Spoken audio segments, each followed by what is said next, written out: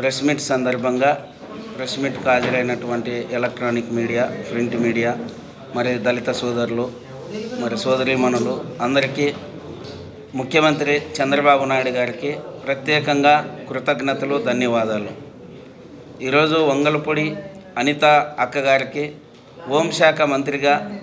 వివిధ శాఖల మంత్రిగా ఆమెకి ఇచ్చినందుకు ఫస్ట్ అక్కకు కూడా కృతజ్ఞతలు. లోకేష్ బాబు సారథ్యంలో యువ నాయకత్వాన్ని తీసుకురావాలని,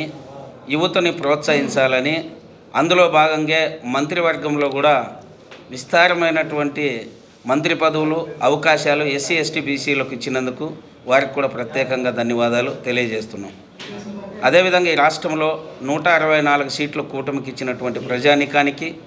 మరి దళితులు అన్నగారు ఇందాక అన్నట్లుగా కోటి చిల్లర ఉన్నటువంటి పైసలకు దళితులకు ఇచ్చినందుకు సీట్లుగా వాళ్ళని కూడా గుర్తించి, పార్టీలో వాళ్ళ యొక్క కష్టాన్ని ప్రత్యేకంగా గుర్తించి, ఎవరైతే ఆనాడు తెలుగుదేశం పార్టీ కోసం పనిచేశారో,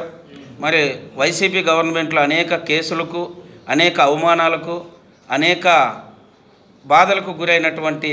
నాయకులను గుర్తించి, వాళ్ళ యొక్క శ్రమను గుర్తించి చంద్రబాబు నాయుడు గారు, మరి లోకేష్, ఆయనతో ఉన్నటువంటి అచ్చెన్నాయుడు పార్టీ అధ్యక్షులు గుర్తించి టికెట్లు ఇచ్చి గెలిపించుకోవడంలో కూడా వాళ్ళు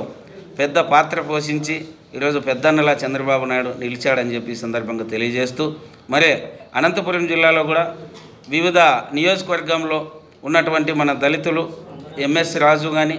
మడకసిరి నుంచి గెలిచారు, అక్క బండారు శ్రావణి కూడా, మరి అదేవిధంగా 14 నియోజకవర్గాల్లో తెలుగుదేశం పార్టీకి కూటమికి కైవాసం చేసుకోవడం అనేది పెద్ద విజయం. ఇది చరిత్రలో అనంతపూర్లో లిఖించదగ్గ విషయం అని చెప్పి సందర్భంగా తెలియజేస్తూ, మరి దళిత, ఎస్సీ, ఎస్టీ, బీసీ మైనారిటీలు చూపినటువంటి ఈ ప్రేమ, విశ్వాసాన్ని ప్రభుత్వం నిలుపుకుంటూ గతంలో ఏ విధంగా అయితే 14లో పనిచేశారో అదేవిధంగా